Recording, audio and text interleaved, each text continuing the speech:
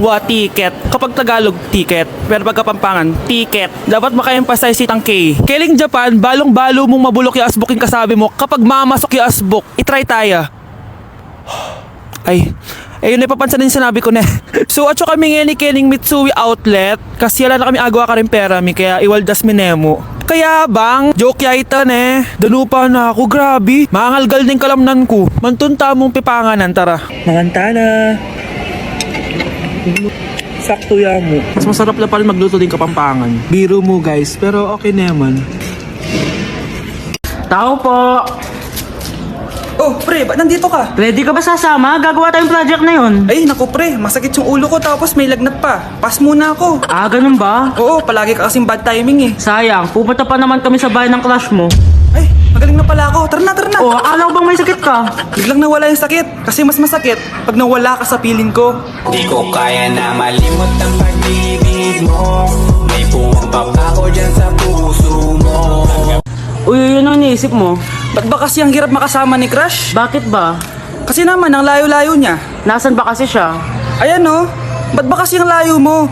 Punta ka na kasi dito. Kinikilig ako kapag ika'y nakita. Naalala ko ang iyong pagtawa, lalo na kapag Hi, Bes! I'm back! Oh, Bes, pupunta ka ng ibang bansa? Hindi, dito na ako titira sa inyo. Hi, tita!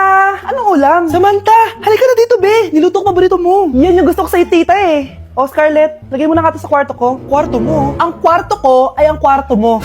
Wawa. Ano kaya pwede kainin dito? Ano ba yan? Bakit walang laman? Grocery naman kayo, Bes. Sorry po, nakakaya naman sa'yo. Mahiya ka talaga. O, ito na lang lutuin mo.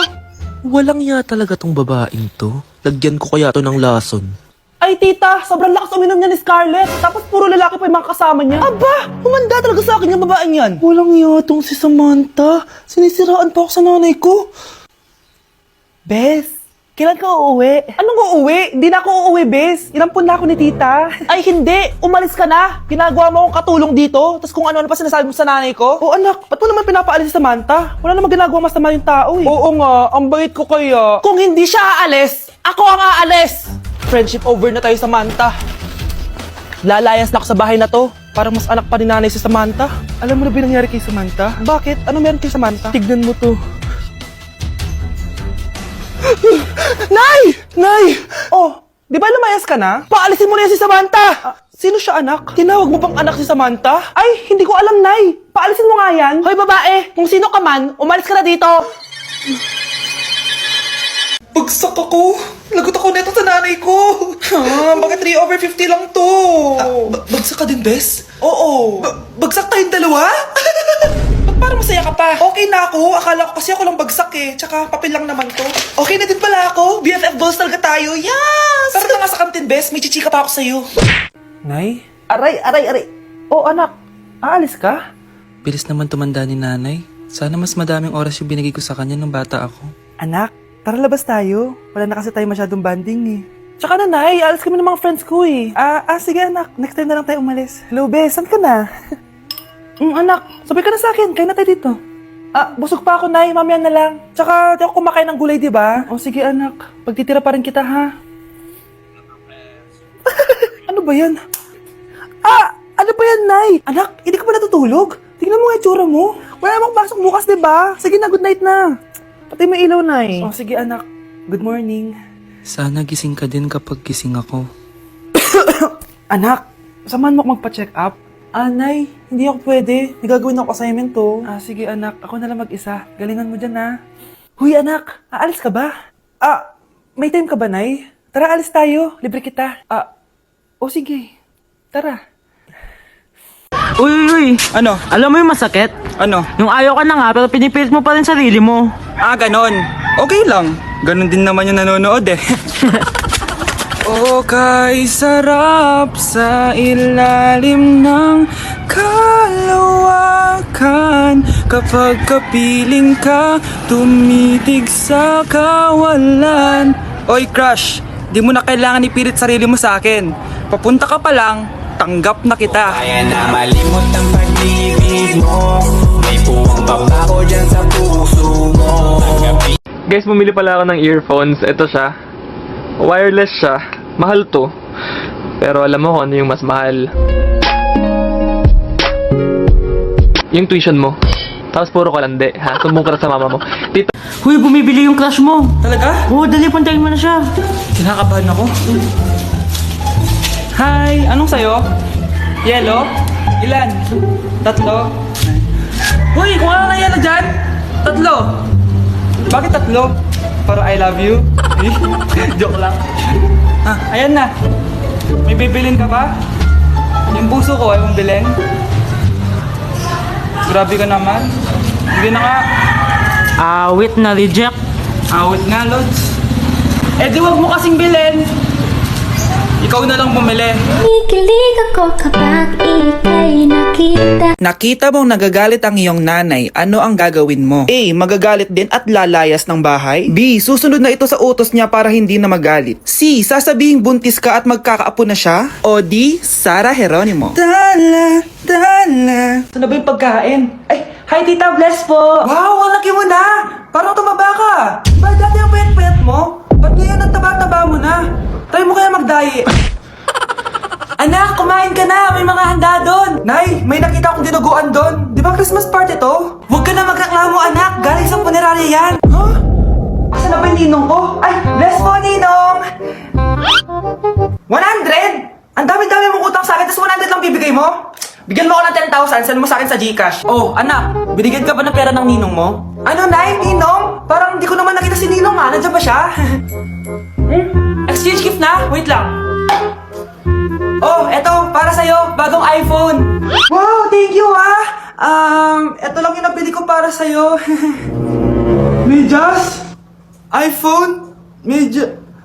Sige, salamat.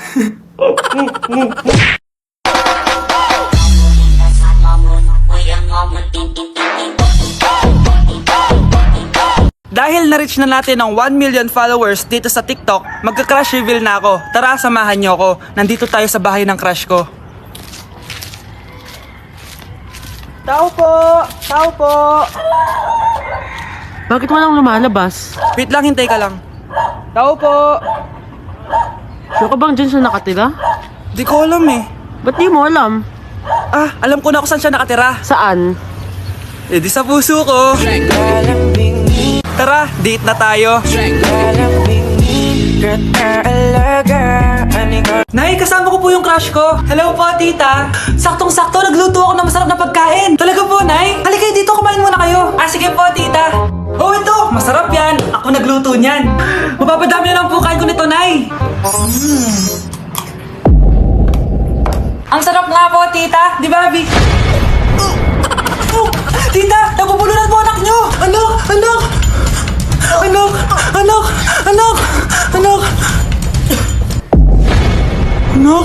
Anong gagawin natin, tita? Tumawag ka ng doktor! Sige po, tita!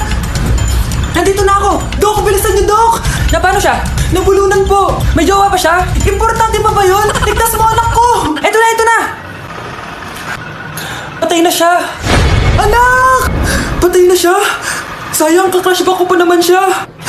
Crushback mo ako? Pag ganyan mo lang sinabi, so tayo na?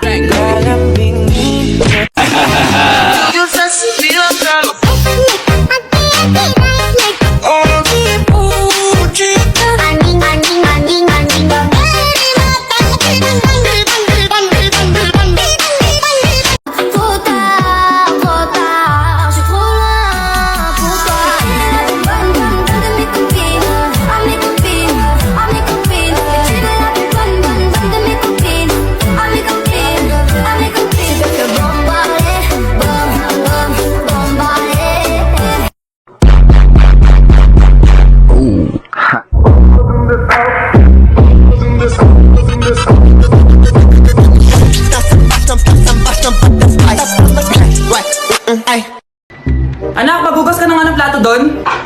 Naglalaro po ako dito, ma. Aba, ayaw mong sumunod? Dami naman utos. Eto na nga. Si mama kasi, ang dami-daming utos eh. Aba, nagreklamo ka pa? Eto na nga, ma. Nagugugas na eh.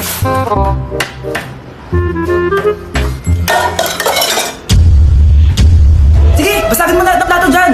Para wala ka nang hugasan mamaya. Ano, babasagin mo? Sumugot ka. Eh, ma, nadulas na ako sa kamay ko eh. Sumasagot ka na ngayon. Aba, ayoko na kasi makot kapag inuutusan ha.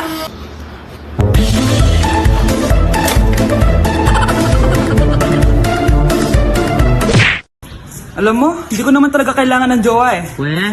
Oo, jowa-jowa. Ano kaya yun? Tingnan mo, no, tatayo ako dito. Kapag huminga ako, kailangan ko ng jowa. Game.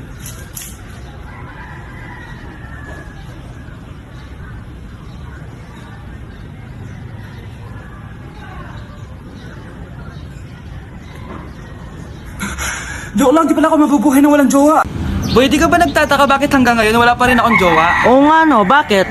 Kasi, di ko naman talaga kailangan ng jowa. Weh? Oo, di ka ata naniniwala eh. Hindi. Bakit naman? Parang kilala ko yung jowa mo eh. Lo, sino naman? Kunwari ka pa. Nasa harapan mo na eh. Lalambing ka alaga, ani ko lang ang tatabihan sa higa.